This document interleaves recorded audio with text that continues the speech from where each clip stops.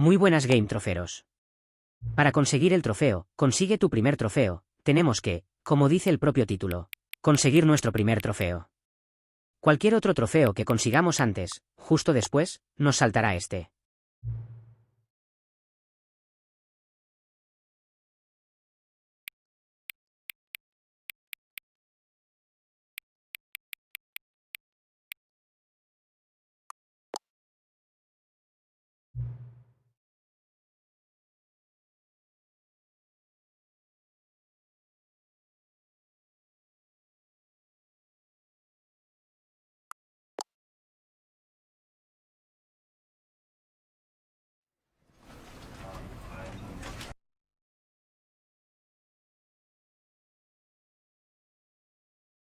This is the story of a man named Stanley.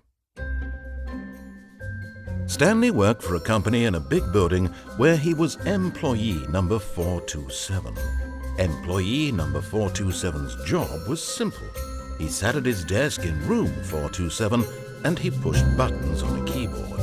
Orders came to him through a monitor on his desk, telling him what buttons to push, how long to push them, and in what order. This is what employee 427 did every day of every month of every year. And although others might have considered it soul-rending, Stanley relished every moment that the orders came in, as though he had been made exactly for this job. And Stanley was happy. And then one day, something very peculiar happened. Something that would forever change Stanley. Something he would never quite forget. He had been at his desk for nearly an hour when he realized that not one single order had arrived on the monitor for him to follow. No one had showed up to give him instructions, call a meeting, or even say hi. Never in all his years at the company had this happened, this complete isolation. Something was very clearly wrong. Shocked, frozen solid, Stanley found himself unable to move for the longest time. But as he came to his wits and regained his senses, he got up from his desk and stepped out of his office.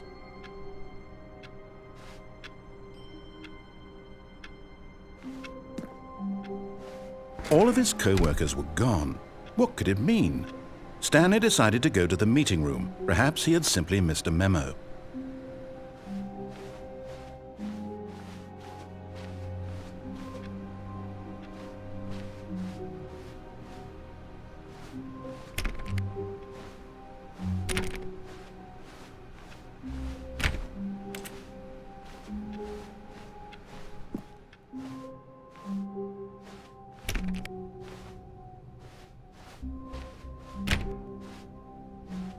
When Stanley came to a set of 2 open doors, he entered the door on his left.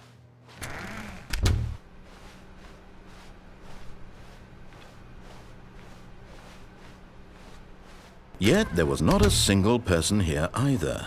Feeling a wave of disbelief, Stanley decided to go up to his boss's office, hoping he might find an answer there.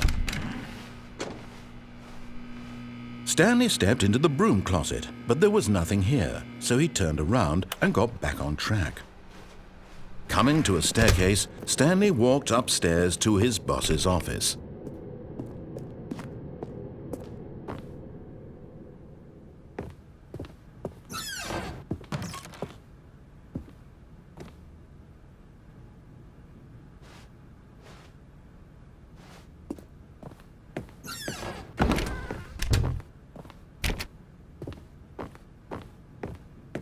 Stepping into his manager's office, Stanley was once again stunned to discover not an indication of any human life.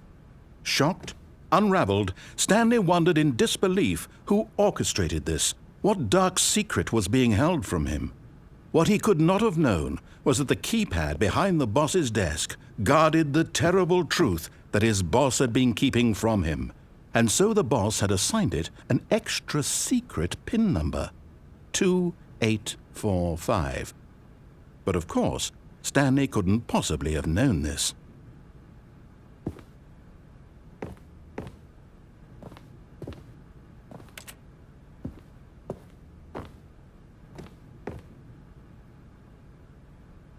Stanley just sat around twiddling his thumbs.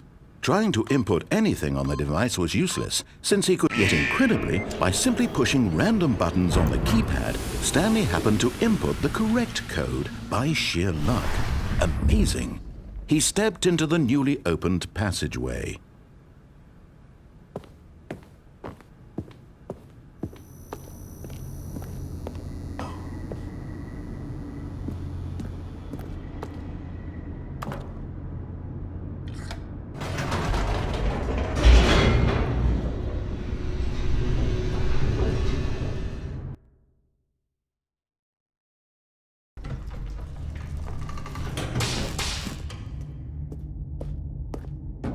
Stanley walked straight ahead through the large door that read Mind Control Facility.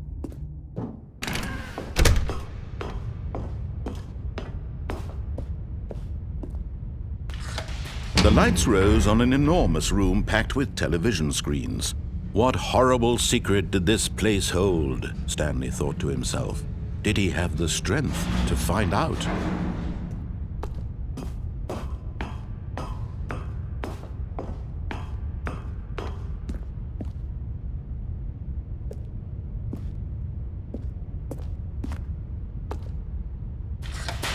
Now the monitors jumped to life, their true nature revealed. Each bore the number of an employee in the building, Stanley's co-workers. The lives of so many individuals reduced to images on a screen, and Stanley, one of them, eternally monitored in this place where freedom meant nothing.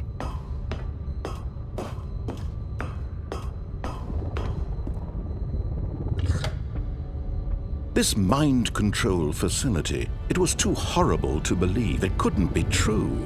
Had Stanley really been under someone's control all this time? Was this the only reason he was happy with his boring job? That his emotions had been manipulated to accept it blindly? No, he refused to believe it. He couldn't accept it. His own life in someone else's control? Never! It was unthinkable, wasn't it? Was it even possible? Had he truly spent his entire life utterly blind to the world? But here was the proof, the heart of the operation. Controls labeled with emotions, happy or sad or content, walking, eating, working, all of it monitored and commanded from this very place. And as the cold reality of his past began to sink in, Stanley decided that this machinery would never again exert its terrible power over another human life. For he would dismantle the controls once and for all.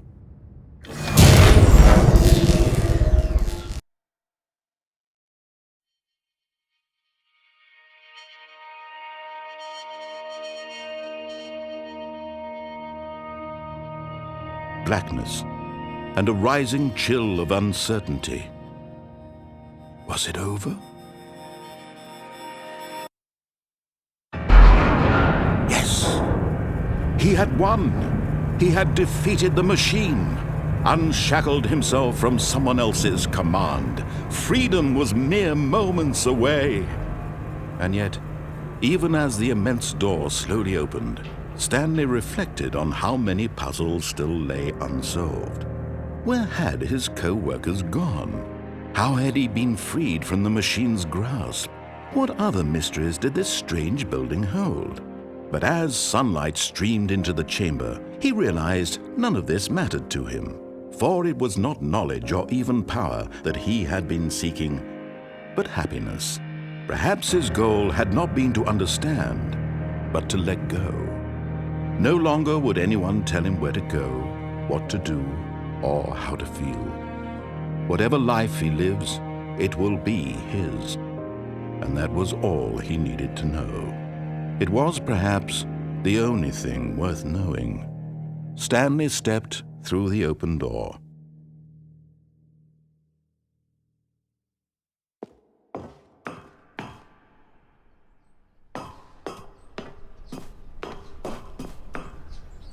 Stanley felt the cool breeze upon his skin, the feeling of liberation. the immense possibility of the new path before him. This was exactly the way, right now, that things were meant to happen. And Stanley was happy.